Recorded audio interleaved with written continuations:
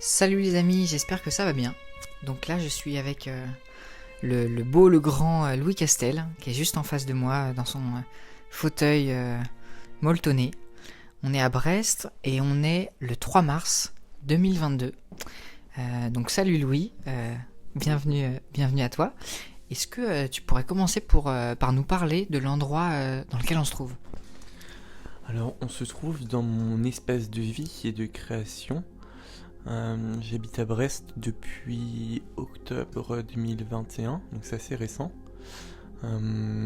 Cet espace, il est pas très grand, il fait à peu près 25 mètres carrés, à peine, je sais pas exactement. Et je vis dans cette pièce-là, une seule pièce où j'ai essayé d'établir plusieurs endroits différents. Un espace pour dormir, un espace pour travailler avec un bureau, mon ordinateur, un espace plus d'objets qui me marquent pas mal, et un espace vinyle aussi, un espace livre, un espace cuisine, et voilà. Ouais, juste pour donner des petits détails sur l'endroit où tu habites.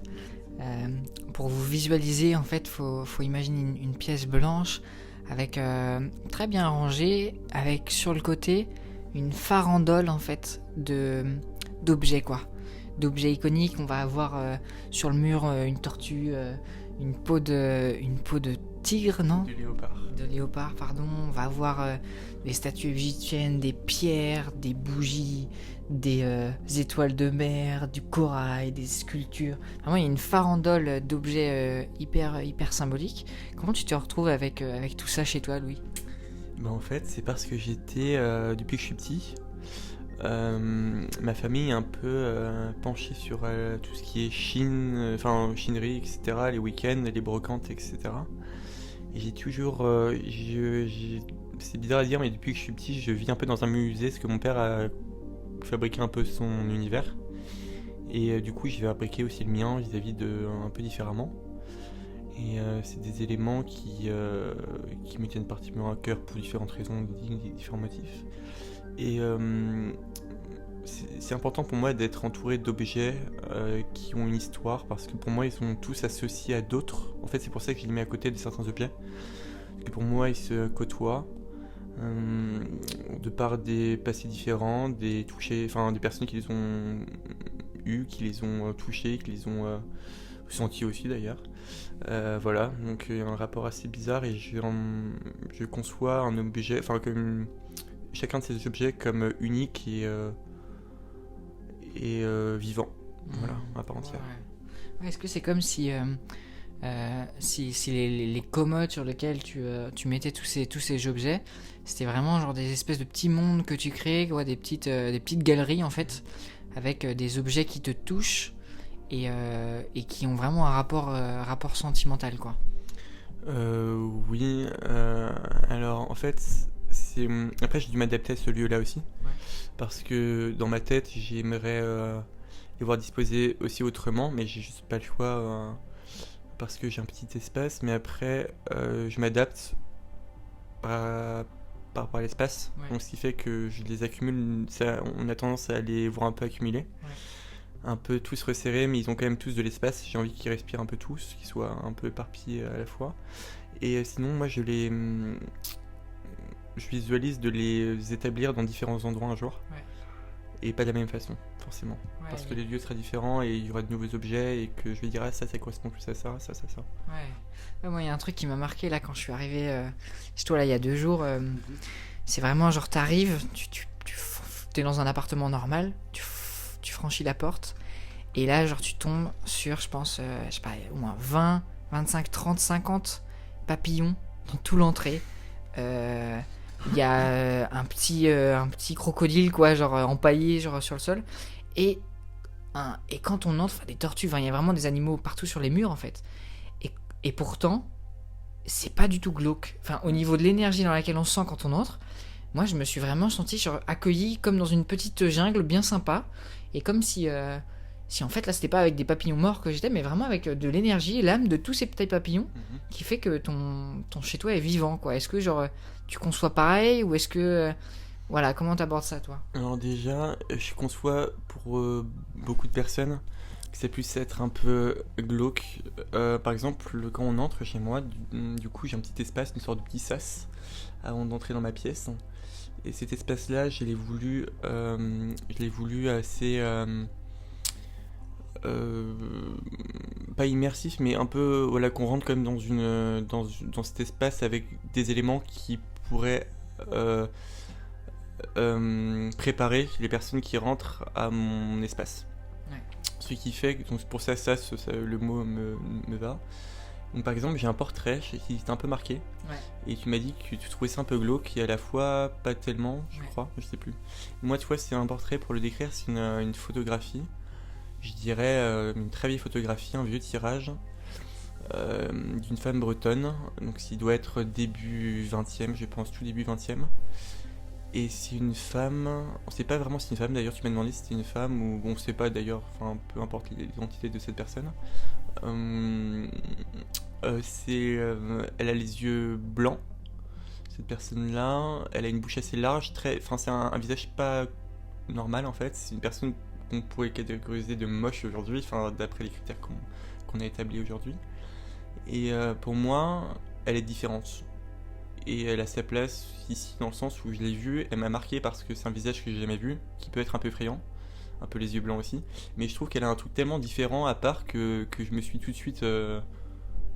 j'étais un peu touché, c'est bizarre hein, mais... Ouais. Et il y a un côté un peu mortuaire aussi, parce Ouais. qu'on a l'impression que c'est une photo post-mortem ou je sais pas quoi. Ouais. En fait c'est plutôt, je sais pas, ça m'a beaucoup interrogé et je pense qu'elle a cette place ici parce que j'accepte tout le monde. Ouais. Ouais, merci. C'est vrai il y a chez toi cette espèce de truc là, vraiment de à part, quoi. Et d'accueillir ce qui est hors norme, quoi. Et ce qui est pas, en fait, de l'espace normal, quoi. Et c'est vrai que c'est quelque chose qui fait vraiment beaucoup référence, je trouve, à qui tu es aussi et à ce que tu es. Et d'ailleurs, à chaque début d'interview, je demande à la personne, en fait, de choisir un objet sur lequel on va le mettre. Donc là, on en a choisi un dont on va passer pour les auditeurs ce que c'est, parce que mais c'est assez hilar, quoi. Ouais. C'est un cadeau que je t'ai offert juste en venant. Mais à la base, tu avais une inspiration, une intuition. Tu voulais mettre le micro au bout d'un autre objet qu'on a posé là sur la table qui est à côté de nous, qui fait vraiment aussi ce truc-là de... Ça vient pas de la Terre, quoi, c'est à part. Est-ce que tu peux nous en parler et nous parler de ton rapport à ce que ça représente, en fait? Alors, quand tu m'as demandé un objet que je voulais accrocher au micro, je me suis dit que c'était plutôt évident parce que toi et moi on se connaît depuis 10 ans maintenant. C'est incroyable. Voilà, on se connaît depuis 10 ans et on a toujours eu un rapport un peu céleste ensemble sur beaucoup de choses. Un peu tête en l'air, on va dire, mais dans le bon sens. L'un de mes objets qui me marque particulièrement, c'est une météorite. C'est un cadeau de ma sœur qui, en fait, elle est tombée dans le jardin. Et j'étais un peu jaloux, je me suis dit, mais moi aussi j'en veux une en fait. Elle me l'a offert.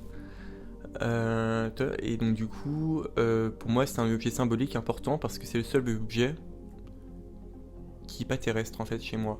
Et le fait de le voir, de le sentir, enfin on palpe quelque chose qui est quand même très loin de nous. Je sais pas d'où ça vient, mais c'est tombé sur Terre, voilà. Donc c'est une météorite. Est-ce que si parmi tous les objets que tu as, ça serait que tu dois partir par exemple avec un seul objet, quoi, est-ce que ça serait cet objet que tu prendrais ou est-ce que ça serait un autre? Et si c'est un autre, quoi, pourquoi tu le choisirais? Bah, en fait, c'est la fameuse question. Moi, c'est ce que je dis tout le temps. Je crois que ce serait la météorite. Mais j'ai d'autres choses auxquelles je tiens pas mal. Des cadeaux. Mais voilà. Il y en a un particulièrement, mais voilà. No comments. Avec la météorite. Mais je pense que évidemment, ce serait sûrement la météorite quand même. Yeah, merci. Est-ce que en ce moment, genre dans ce lieu, il y a une pratique artistique ou un ouvrage que tu apprécies particulièrement faire, et si oui, c'est lequel? Alors, ça va être compliqué. Alors, question d'abord pour revenir à ici. Alors, faut savoir que je recrée après 1 an et demi de pause totale de remise en question sur mon travail. J'ai fait une école d'art avec un parcours un peu chaotique. Enfin, tout mon parcours scolaire est même un peu chaotique. Et j'ai pris ce temps, j'ai pris 1 an et demi. Et au début, je l'acceptais pas de pas arriver à créer, par exemple. Ouais. J'ai accepté par finir de me dire, bon, il faut du temps, accepte-le. Donc, j'ai fini par accepter. Et là, ça revient petit à petit.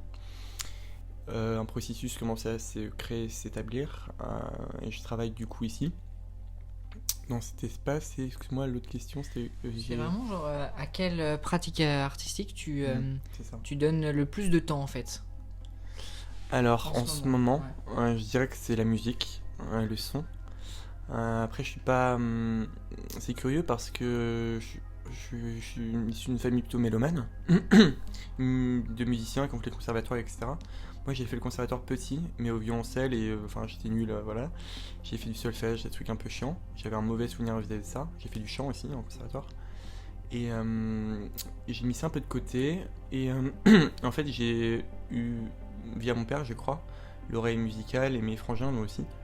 Et ce qui fait que je me suis beaucoup intéressé à la musique, j'en ai beaucoup écouté, d'un peu tout, et ce qui fait que j'avais besoin de, vu qu'il y a des airs dans la tête tout le temps, des idées, j'ai essayé de m'y mettre un jour, et bon, c'était un peu chaotique au début, et là ça commence un peu à prendre forme, donc je suis très content.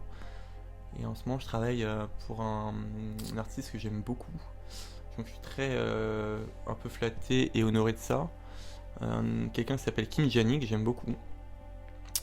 Qui doit avoir à son actif, il doit avoir 45 ans à peu près, il a peut-être 200 albums, je dirais, Ouais. un bourreau de travail, et voilà.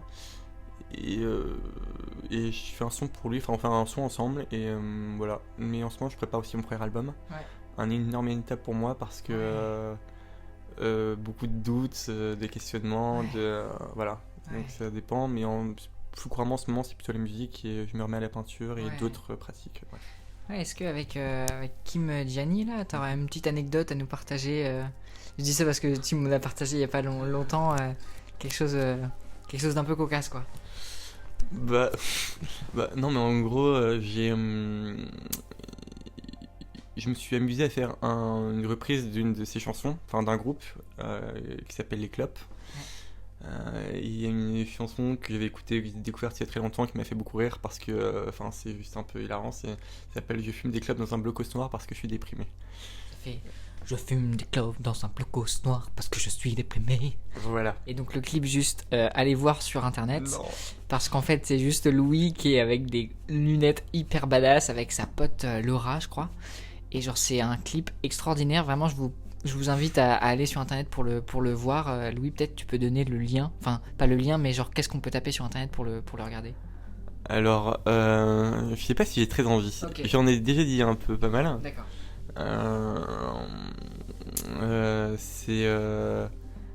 Je me suis surtout amusé là-dessus et donc j'ai fait un clip aussi du coup pour ça avec deux amis, Laura et Lino,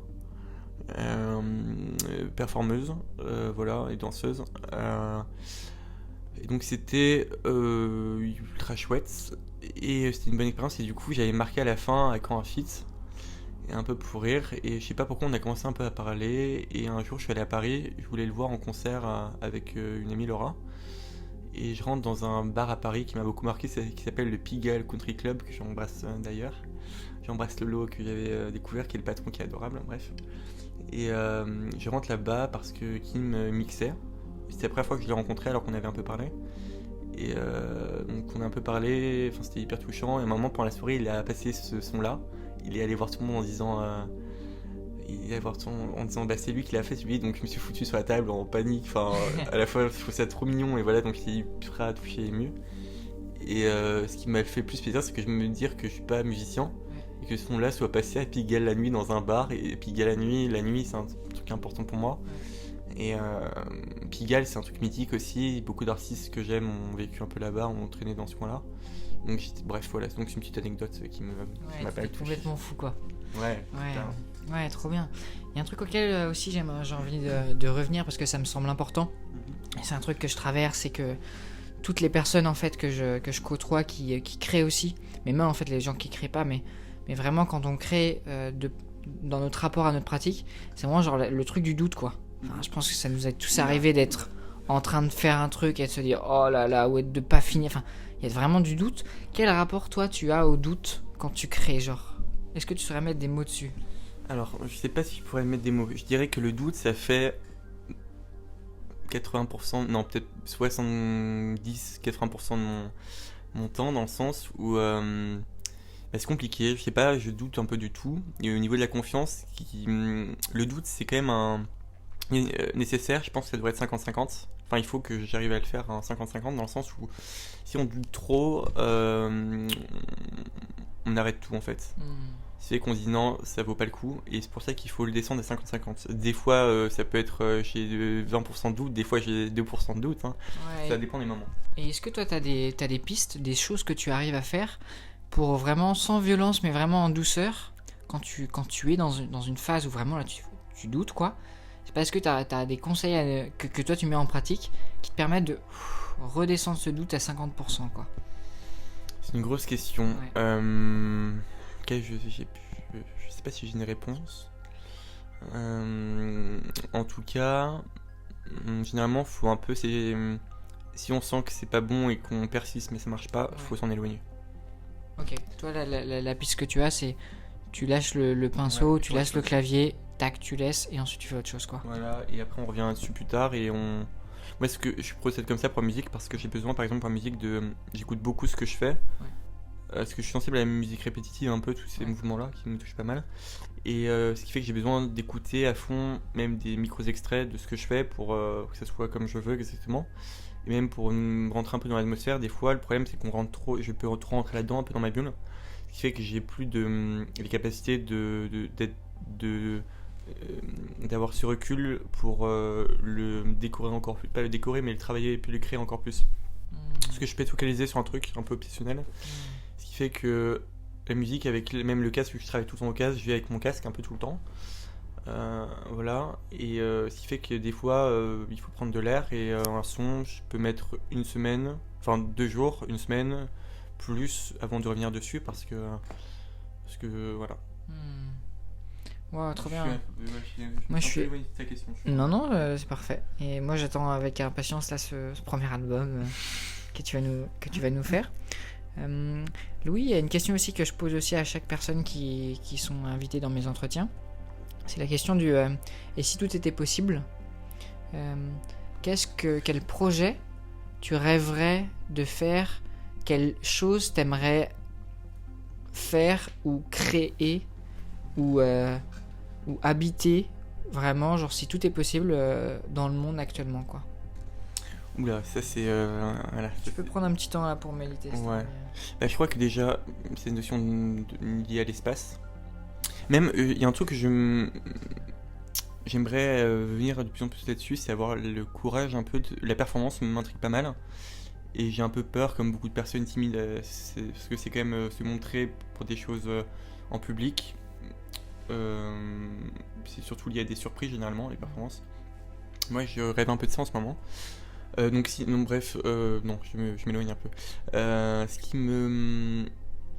Un projet qui me plairait beaucoup. J'en ai beaucoup, mais genre le plus fou. Là je serais pas te dire là maintenant. Okay. Mais je pense que ça serait lié à l'espace. Okay. Et ouais, ce serait lié à l'espace, je pense. Mais l'espace céleste. Okay. Voilà. Parce que j'ai toujours été intrigué par pas forcément c'est des questions métaphysiques hyper importantes. Ouais. Voilà, donc du coup, un projet concret, j'en ai plein. Ouais. J'aimerais d'abord concrétiser ce que j'ai envie de faire d'abord. Mais oui, j'en ai des projets un peu fous, mais là j'en ai pas un qui me vient tout de suite. Là, quoi. Ouais. Désolé. Non, c'est ok. Par rapport à ce que t'as dit là, un peu céleste, ça fait penser à cette phrase là, la tête dans les étoiles et les pieds sur terre, quoi. Je sais plus comment ça s'appelle. Et ouais, par rapport aux différents projets là, t'as parlé que t'avais plein de projets et tout. Moi, il y en a un que tu m'as parlé là cette semaine qui a principalement retenu mon attention, quoi. C'est celle des aspirateurs, des peintures, des différents lieux qui te tiennent à cœur, avec des gens aussi qui te tiennent à cœur, et de la collecte Est-ce que tu peux développer un peu sur ce projet-là? Alors, il y a alors, pour un peu venir à ça, le problème c'est que je me suis rendu compte que je touchais à pas mal de choses très différentes. Ce qui fait que je fais de la photo en noir et blanc, des vidéos en noir et blanc généralement parce que j'ai du mal à maîtriser les couleurs et pour moi les couleurs sont pas réalistes, c'est pas ce que je peux faire donc c'est compliqué, j'arrive pas. Donc plutôt noir et blanc et de temps et de moments particuliers pour moi. Sauf qu'en parallèle je fais aussi de la peinture, des trucs beaucoup moins terre à terre et beaucoup plus célestes pour le coup, beaucoup plus oniriques, liés à des histoires, liées à plein de choses, liées au récit en fait. Et je fais de la vidéo, du son, de la photo, qu'est-ce que j'ai oublié, de la peinture, je sais plus, bref, un peu tout ça. Et je voulais rassembler tout ça. En fait, je veux travailler sur l'immersif et les sens, revenir à quelque chose de plus primaire, que les gens puissent toucher, sentir, enfin voilà, plein de choses. Et en ce moment, j'ai envie de rassembler tous ces projets-là. Vraiment, genre, t'as envie de faire un projet qui rassemble toutes tes pratiques en fait et tous les projets que tu mènes, quoi. C'est ça exactement. Ok. Pour pas me trahir et pour pas renier chacun de mes travaux. Le problème c'est comment assimiler tout ça, donc ça m'a pris beaucoup de temps. Donc là je suis sur une piste en ce moment sans trop dévoiler. Je travaille avec mon aspirateur qui est la base un peu de mon projet. C'est-à-dire qu'il faut que je me promène dans des endroits un peu importants pour moi. Enfin il y a deux notions, enfin c'est un peu vague pour le moment, enfin bref, je vais essayer d'expliquer ça un peu clairement. Par exemple je vais me promener en centre-ville avec mon aspirateur. Que j'ai acheté dès que je suis arrivé dans cet appart-là. 30 € d'ailleurs sur le bon coin, ça se trouve pour les intéressés. Donc sans fil. Et ce qui me plaisait beaucoup sur cet objet-là, c'est qu'il y a une boîte où il y a tout ce qui est accumulé en fait, et qui s'enlève et on la vide à la poubelle. Et moi j'avais travaillé l'année dernière sur un projet, sur une boîte à thé, sur des thés en fait qui symbolisent un lieu important pour moi, de moments de ma vie ou de personnes importantes pour moi, et je sélectionnais des choses qui étaient à côté d'elles, qui leur appartenaient, à ce lieu-là ou à ces personnes-là, et je les mettais dans un petit pochon discrètement, donc ça peut être de la poussière, des morceaux de papier, des morceaux de stylo, un peu tout, vraiment beaucoup de choses, des mégots, des capsules, un peu tout. Et pour les mettre en fait, les broyer et les mettre dans des thés, dans des sachets de thé, pas forcément broyer mais bref, et les faire infuser, ce qui était pour moi la conclusion finale à ce lieu-là, et ils étaient tous numérotés, répertoriés avec une carte, bref. Et j'ai voulu revenir à ces choses-là, qui avaient commencé en école d'art, et j'aimerais donner en fait un goût à chaque lieu, donc c'est-à-dire un thé par exemple, ou un parfum. Je travaille beaucoup sur les parfums en ce moment, faire un parfum de lieu à travers ce que je garde après avoir aspiré. En faire un son aussi, en faire des photos. J'ai acheté un microscope numérique où je peux voir aussi plus précisément chaque détail de chaque particule de ce que je récupère. Et voilà, et j'aimerais l'étendre, cette chose réelle, à des choses plus oniriques vis-à-vis de mon travail onirique. Donc en ce moment, je suis en train d'essayer de créer une carte de réseau vis-à-vis de ça, comment assimiler tout ça. Par exemple, des sortes de créatures anthropomorphiques un peu que je fais chimériques, dans un monde que j'ai créé depuis que je suis petit en fait. Je sais pas trop qu'en faire, je l'avais un peu lâché et j'aimerais revenir un peu à ces choses-là. Et j'aimerais leur apporter une odeur, un goût, pour les personnages que je peins, pour les situations que je peins, voilà. Ouais. Je sais pas si j'ai... et mettre un son, enfin, bref, voilà. Ouais, c'est vraiment, d'après moi ce que je comprends, c'est vraiment l'idée de créer une œuvre qui rassemble déjà en fait toutes tes différentes pratiques, quoi, qui soient liées à l'odeur, le goût, le son, le toucher, et aussi le visuel, quoi. Donc qui est en fait juste extrasensoriel, dans le sens où ça réunit en fait tous les sens. Exactement. Pour la rendre le plus immersif possible, quoi. C'est un truc que je reconnais vraiment chez toi. Complètement ça. Cette sensibilité en fait extrême, quoi, genre à ce qui est, quoi. Et ce désir de plonger le spectateur de ce que tu produis dans un truc qui soit vraiment sensoriel, quoi. Et c'est marrant parce que quand tu me parlais justement de ta pratique tout à l'heure, moi j'avais vraiment cette truc qui venait en tête de putain, mais Louis en fait c'est énorme, ce qu'il fait, c'est de la VR alternative, quoi. C'est de la réalité virtuelle alternative, dans le sens où c'est pas juste on te colle un truc sur les yeux, quoi, et on te balance des images numériques. Non, c'est beaucoup plus subtil, profond que ça, parce que ça passe par des objets qu'il a collectés finement, avec lesquels il a analysé avec un microscope qu'il a finement choisi. Ensuite, ça passe par une odeur qu'il a mis du temps à créer pour que vraiment, genre, ils disent waouh, ça c'est l'odeur de ce lieu-là, quoi. C'est vraiment, vraiment quelque chose de profondément immersif, quoi. C'est ça, et juste pour rebondir un peu là-dessus, que tu me demandais un de mes projets fous, par exemple, là j'en ai un qui vient en tête, c'est faire un film par exemple, un jour, ça serait faire un film. Ouais. Et moi, ce qui m'a beaucoup marqué, c'est le Futuroscope, c'est les 4i, je sais pas comment ça s'appelle, les endroits en fait où tu es dans un siège, tu regardes ton animation. Cinéma 4D. C'est ça, où en fait ton siège bouge vis-à-vis des mouvements par exemple d'une voiture ou quelque chose comme ça. Si par exemple il y a de la pluie, bah, tu reçois de l'eau, si quelqu'un crache et éternue, tu te prends, voilà. Je pense que les gens reconnaîtront ce que j'explique, ceux qui sont allés au Futuroscope. J'aimerais faire ça, rendre complètement immersif, c'est-à-dire avoir une odeur pour un film, enfin tout ça en fait. J'aimerais que ce soit le plus concret possible. Ouais, vraiment de faire un film immersif. Dans la scène, oui, c'est ça. Ouais, c'est ça. Et quel rapport en fait avec le fait que là on a vraiment cette idée de lieu que tu vas essayer de retranscrire à travers tous les sens, et on a cette espèce de monde qui existe depuis que tu es tout petit dans ton esprit, dans tes rêves, dans tout ce que tu peux imaginer avec ta pensée, et dont là à gauche on a une peinture que tu es en train de faire, donc une huile avec une limace qui a de la fumée qui sort, qui en même temps bave des trucs qui vont aller dans des égouts avec un bar derrière, enfin bref, quelque chose d'assez fou, quoi.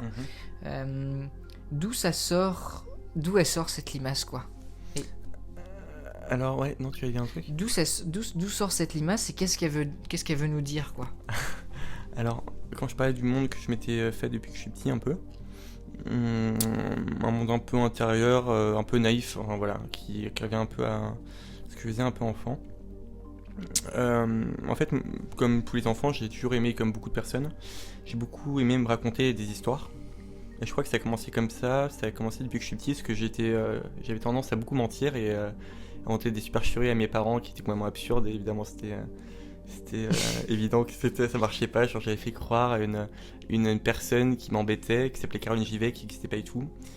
Ma mère est allée voir la prof en demandant, apparemment elle est insupportable, et elle m'a dit bah elle n'existe pas du tout, bref.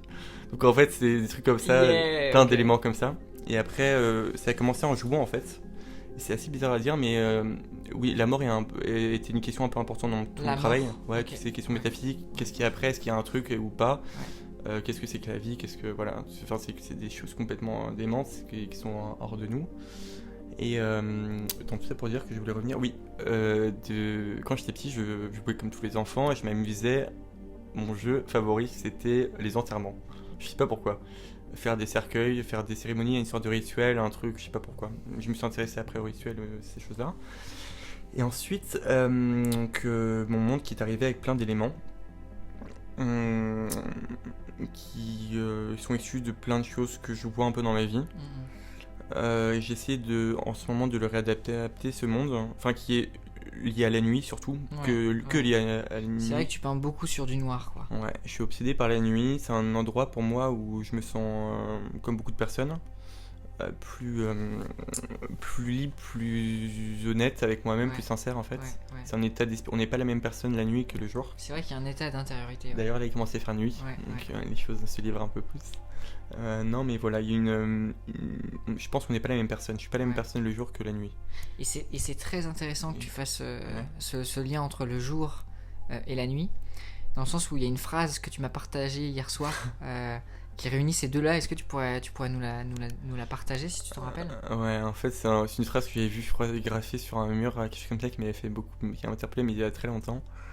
Une phrase un peu cruche, mais qui résonne pas mal avec ce que je fais au niveau naïf, etc., de mon travail un peu lié à l'enfance. J'ai vu la nuit parce qu'on m'a dit que j'allais mourir un jour. Et je trouve que cette phrase, elle est extraordinaire parce qu'en fait, elle résume deux parts importantes de ton travail, quoi, Ouais. qui est la mort, Ouais. une notion de la mort, quoi, Ouais. et une notion de la nuit, Ouais. puisque tu peins en fait toutes tes peintures presque genre sur des supports qui sont noirs de base.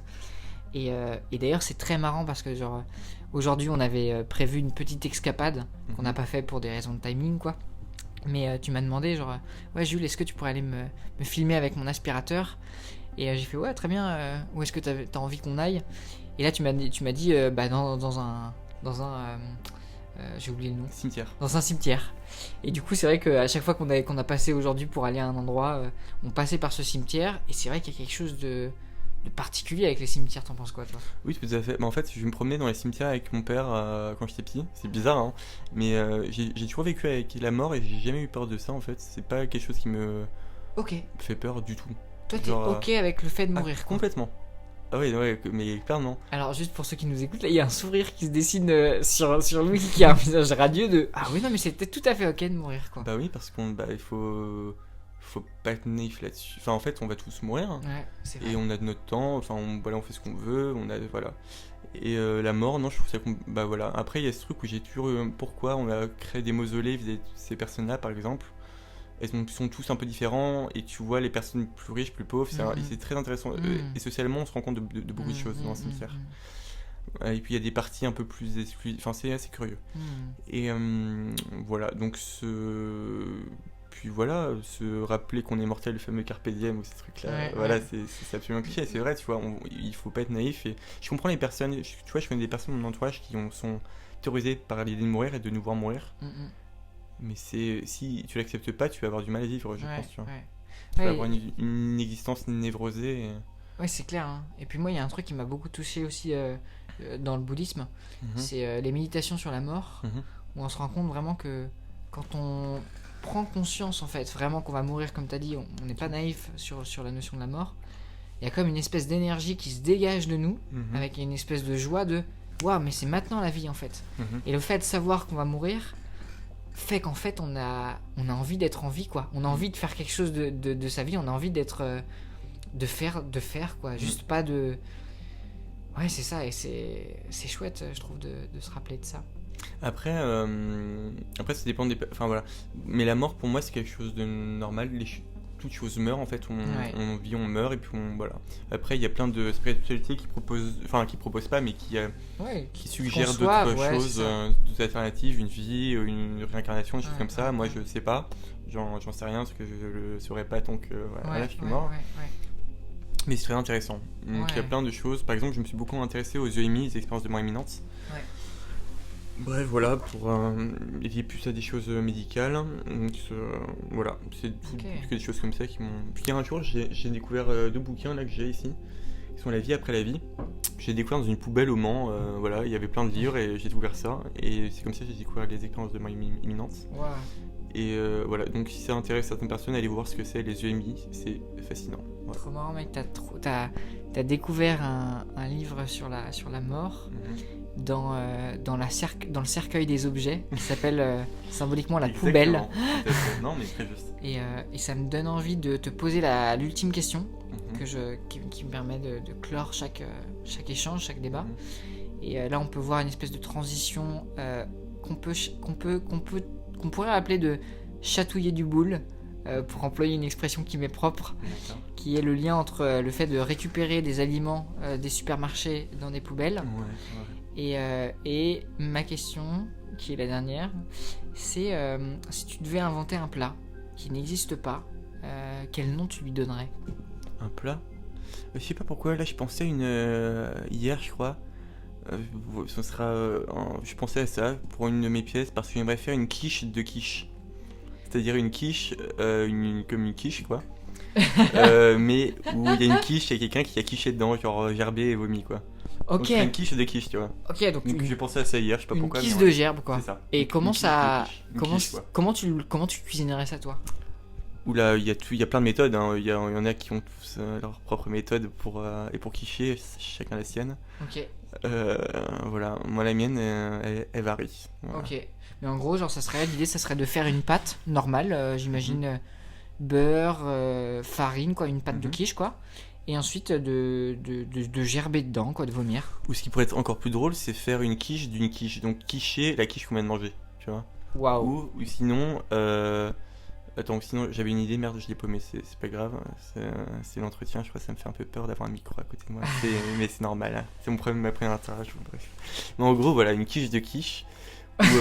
Ou vider de la quiche qu'on a quiché d'une quiche, on la met à nouveau dans une quiche et on la mange et on la requiche, tu vois, ça peut être un cercle un peu infini, quoi. Waouh. Voilà.